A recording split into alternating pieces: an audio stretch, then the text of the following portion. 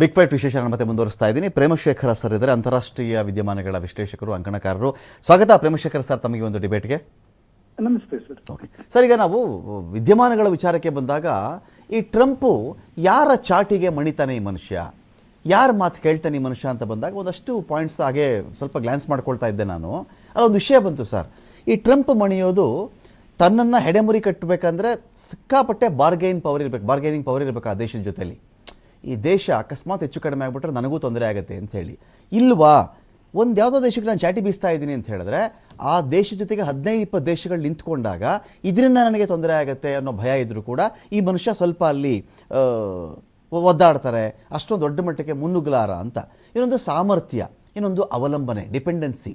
So ಇಷ್ಟು ವಿಚಾರಗಳಂತ ಬಂದಾಗ ಈಗ ಗ್ರೀನ್ಲ್ಯಾಂಡ್ಗೆ ಹೋದಾಗ ಗ್ರೀನ್ಲ್ಯಾಂಡ್ನ ವೆನೆಜುವೆಲಾ ಥರ ಟ್ರೀಟ್ ಮಾಡಿದ್ದಿರಬಹುದು ಟ್ರಂಪು. ಏನು ಮಾಡಿಬಿಡ್ತೀನಿ, ಬೆಳಗ್ಗೆ ಹೋದ್ರೆಲ್ಲ ತೊಗೊಂಡು ಬಂದುಬಿಡ್ತೀನಿ ಅಂತೇಳಿ. ಯುರೋಪಿಯನ್ ಯೂನಿಯನ್ನು ಒಂದು ಸೆಟದು ನಿಂತಿವೆಯಲ್ಲ, ಅದಕ್ಕೇನಾದರೂ ಒಂದಷ್ಟು ಚೇಂಜಸ್ ಇದೆಯಾ? ಮತ್ತು ಈ ಬ್ಯಾಂಕ್ಗಳು ಅವರೇ ಮುಗಿಬಿದ್ದು ಚಿನ್ನ ಕೊಂಡುಕೊಳ್ತಾ ಇರೋದು, ಈ ಡಾಲರ್ ಅನಿಶ್ಚಿತತೆ ಇರೋದು, ರೂಪಾಯಿ ಈ ಥರ ಬೀಳ್ತಿರೋದು, ಈ ವಿದ್ಯಮಾನಗಳಿಗೆ ಬ್ರೇಕ್ ಅಂತ ಇಲ್ವಾ, ಅಥವಾ ಟ್ರಂಪೇ ದೊಡ್ಡ ಬ್ರೇಕ್ ಇದಕ್ಕೆ ಅಂತ? ನಮಸ್ತೆ. ನಿಮ್ಮ ಪ್ರಶ್ನೆಯಲ್ಲೇ ಉತ್ತರ ಸಿಗ್ತಾ ಇದೆ, ಅದನ್ನ ಸ್ವಲ್ಪ ನಾನು ಎಕ್ಸ್ಪ್ಲೈನ್ ಮಾಡ್ತೀನಿ ಅಷ್ಟೇ. ಟ್ರಂಪ್ ಅವ್ರನ್ನ ತಡಿಬೇಕಾದ್ರೆ ಚೈನಾ ಮಾಡಿದಂತ ಕೆಲಸ ಇದೆಯಲ್ಲ, ಅದನ್ನ ಉಳಿದವರು ಮಾಡ್ಬೇಕಾಗತ್ತೆ. ನೋಡಿ, ಟ್ರಂಪ್ ಚೈನಾ ಮೇಲೆ 145% ಟ್ಯಾಕ್ಸ್ ಅನ್ನ ಹಾಕಿದ್ದು. ಚೈನಾ ರಿಟಾಲಿಟರಿ ಮೆಜರ್ ತಗೊಂಡು ಮಾಡಿದ್ದೇನು, ರೇರ್ ಅರ್ತ್ ಮೆಟೀರಿಯಲ್ ಮತ್ತೆ ಸೆಮಿ ಕಂಡಕ್ಟರ್ಸ್ ಇದನ್ನೆಲ್ಲ ಆಕ್ಚುಲಿ ಅಮೆರಿಕಾಗೆ ಎಕ್ಸ್ಪೋರ್ಟ್ ಮಾಡೋದನ್ನ ಸ್ಟಾಪ್ ಮಾಡಿಬಿಡ್ತು. ಹಾಗಾದಾಗ ಅಮೆರಿಕಾಗ ಆದಂತ ಒಂದು ದೊಡ್ಡ ನಷ್ಟ ಇದೆಯಲ್ಲ, ಅದರಿಂದ ಹೆದರಿದ ಟ್ರಂಪ್ ಚೈನಾದ ಮೇಲಿನ ಟ್ಯಾಕ್ಸ್ ಅನ್ನ 47%ಗೆ ಇಳಿಸಿದ್ರು. ಓಕೆ, ಇದು ಒಂದು. ಚೈನಾ ಹೇಗೆ ತನ್ನ ಒಂದು ರೇರ್ ಅರ್ತ್ ಮೇಲಿನ ಮೊನೋಪಲಿಯನ್ನ ಅದು ಹೇಗೆ ಒಂದು ಲೆವರೇಜ್ ಆಗಿ ಬಳಸ್ಕೋಬಹುದು ಅನ್ನೋದನ್ನ ಚೈನಾ ತೋರಿಸ್ತು. ಟ್ರಂಪ್ ಅನ್ನ ಹೇಗೆ ಬೊಗ್ಗಿಸಬಹುದು, ನಿಮ್ಮ ಪದವನ್ನು ಉಪಯೋಗಿಸಿದ್ರೆ ಎಡೆಮುರಿ ಕಟ್ಟೋದು ಹೇಗೆ ಮಾಡಬಹುದು ಅನ್ನೋದು ಚೈನಾ ತೋರಿಸ್ಕೊಡ್ತು.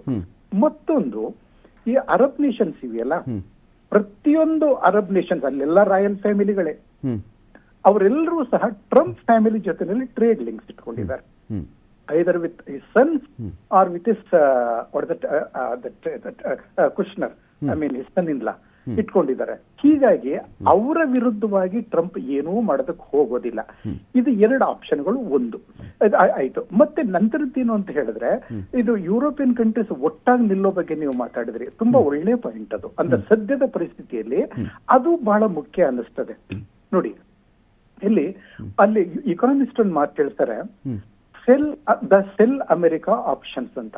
ಈಗ ಟ್ರಂಪ್ ಫೆಬ್ರವರಿ 1ರಿಂದ 10% ಟ್ಯಾಕ್ಸ್ ಮಾಡ್ತೀನಿ ಈಗಿರೋದ್ರ ಜೊತೆನಲ್ಲಿ, ಮತ್ತೆ ಜೂನ್ 1 ಇಂದ 25% ಎಲ್ಲ ಟ್ಯಾಕ್ಸ್ ಹಾಕ್ತೀನಿ ಅಂತ ಹೇಳೋದಿದೆಯಲ್ಲ, ಇದನ್ನೆಲ್ಲ ನೋಡಿ ಅದನ್ನ ಡೆನ್ಮಾರ್ಕ್ ಈಗಾಗಲೇ ದಾರಿ ತೋರಿಸಿದೆ. ಅದಕ್ಕೆ ಈ ಯುರೋಪಿಯನ್ ನೇಷನ್ಸ್ ಅಮೆರಿಕದಲ್ಲಿ $8 ಟ್ರಿಲಿಯನ್ ಅನ್ನು ಇನ್ವೆಸ್ಟ್ ಮಾಡಿವೆ.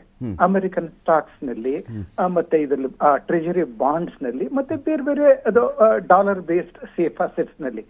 ಇವುಗಳನ್ನೆಲ್ಲ ಅವರು ಅಷ್ಟು ಅಲ್ಲ, ಅದರಲ್ಲಿ ಅರ್ಧವನ್ನ ಇನ್ವೆಸ್ಟ್ ಮಾಡಿದ್ರು ಡಾಲರ್ ಮೌಲ್ಯ ಕುಸಿದು ಹೋಗ್ತದೆ. ಆಗ ಡಾಲರ್ ಕುಸಿದ್ರೆ ಡಾಲರ್ ಮೇಲಿನ ನಂಬಿಕೆ, ಅದೊಂದು ಸೇಫ್ ಕರೆನ್ಸಿ, ಸ್ಟೇಬಲ್ ಕರೆನ್ಸಿ ಅನ್ನೋ ನಂಬಿಕೆ ಬಹಳ ದೊಡ್ಡದಾಗಿ ಹೊಡೆತಕ್ಕೆ ಒಳಗಾಗ್ತದೆ. ಆಗ ಮತ್ತೆ ಆಗ್ಲೂ ಕಾಣಿಸ್ಕೊಳ್ಳೋದು ಗೋಲ್ಡ್ ನಮಗೆ ಒಳ್ಳೆ ಆಪ್ಷನ್ಸ್ ಅಂತ. ಈ ಕಾರಣ ಅದು ಯುರೋಪಿಯನ್ ಕಂಟ್ರೀಸ್ ಈಗ ಮಾಡ್ತವ ಏನೋ ಅದನ್ನ ಹೇಳೋದಕ್ಕಾಗಿದಿಲ್ಲ. ಈ ಗುರುವಾರ ನಾಡಿದ್ದು ಡ್ಯಾವೋಸ್ ನಲ್ಲಿ ಯುರೋಪಿಯನ್ ಕಂಟ್ರೀಸ್